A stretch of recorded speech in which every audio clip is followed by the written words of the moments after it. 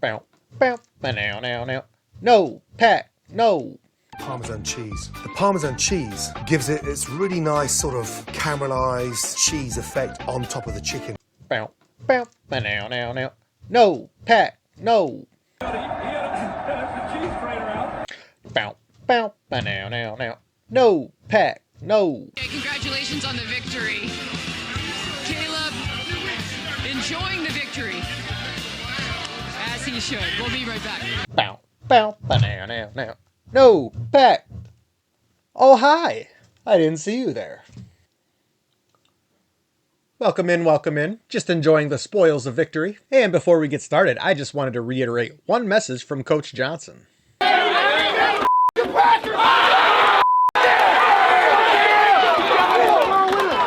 83. Fact machine.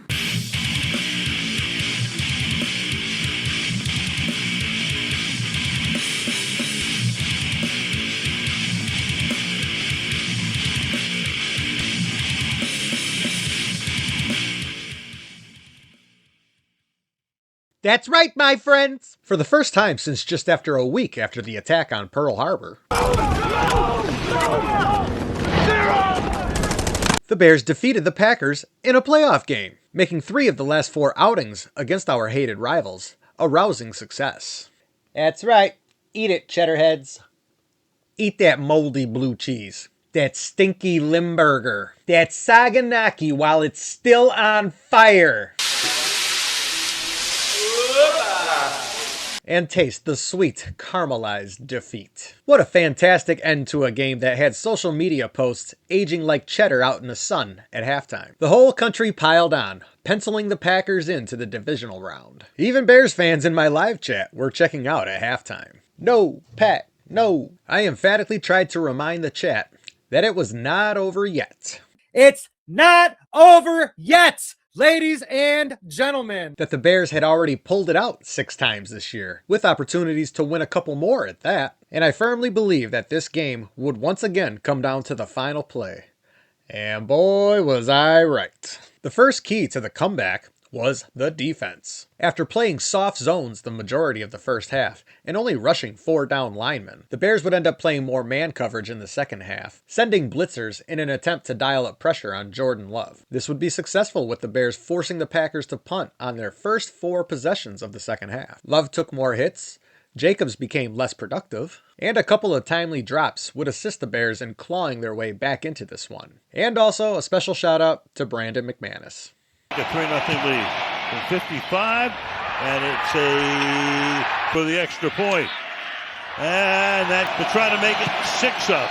And the kick is... On the other side, Caleb was amazing in the second half, hitting great throw after great throw, including a throw to Roma Dunze along the sideline, in which he hit the Jumpman 23 logo in order to keep this game alive on 4th down and 8. And we also have to give props to Colston Loveland, a budding young star in this league. Tight end is said to be one of the most difficult positions to learn as a rookie, because of all you are asked to do at that position. If this kid is this good in year 1, just imagine what he's going to look like in year 2.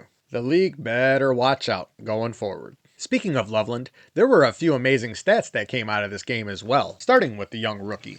Loveland, as a rookie, had more receiving yards in this game than Travis Kelce ever had in a playoff game. En route to winning the last 2 Packer games, the Bears offense took 0 snaps with the lead. Just think about that for a second. 0 snaps with the lead for this Bears offense in the last 2 Packer games. Yet they won both of them. And Caleb now has as many wins against the Packers, 3, as Jay Cutler, Mitch Trubisky, and Justin Fields combined. Now that snaps with the lead stat is definitely not a way you can do business in the NFL, and is in no way sustainable for this team. But the wins against the Packers stat, that is one that makes me extremely proud of this young quarterback. And to show my support for him, I will in fact be painting my nails blue and orange for the remainder of this postseason. The only other commentary I really have as far as game action this weekend is thank that Aaron Rodgers and the Steelers are out of it. I don't think I could personally handle the Bears making it to the Super Bowl just to run into Aaron Rodgers and have him yell, "I still own you," one more time.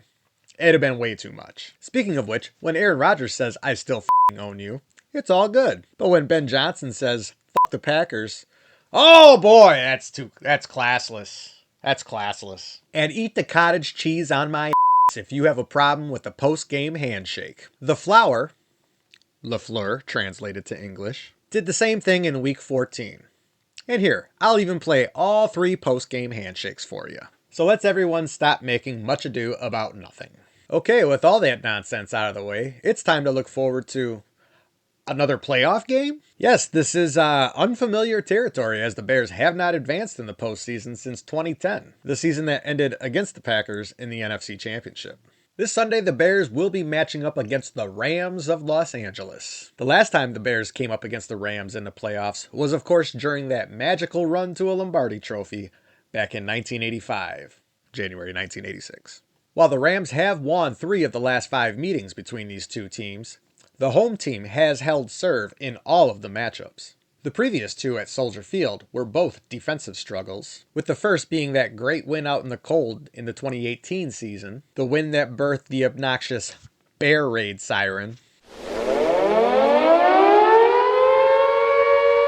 and the second being a hard-fought win by Caleb and company during the early portion of the 2024 season before it all fell apart. So here's hoping that our boys in blue and orange can keep the home trend going, but the path will certainly not be smooth. The Rams, of course, feature a future Hall of Famer in quarterback Matt Stafford, who was all but locked in as MVP for 2025 until he quite literally threw it away. The award hasn't been revealed yet, but with Stafford's performance through the last 3 weeks of the season, the award is likely to go to Drake May. Stafford did have a solid outing last week with 3 touchdowns and 1 interception, but it's not necessarily him that scares me. What has me up at night are the weapons at his disposal like Puka Nacua, who is arguably the best receiver in the league right now, matchup issues against Colby Parkinson and Tyler Higbee, who can be nightmares for defensive backs and linebackers alike, and of course former Packer Devontae Adams, who might not be as fast as he once was, but still runs great routes and has great hands. The Bears pass rushers and DBs are all going to have their hands full, trying to keep the Rams passing attack at bay. And conversely, the same is true for the Rams defense as well. While the Rams defense has been very good against the run, especially of late, they have struggled to stop the pass, ranking between 18th and 20th, depending on where you look. Caleb, with his own dynamic tight ends at his disposal, as well as the rest of the company he goes to battle with,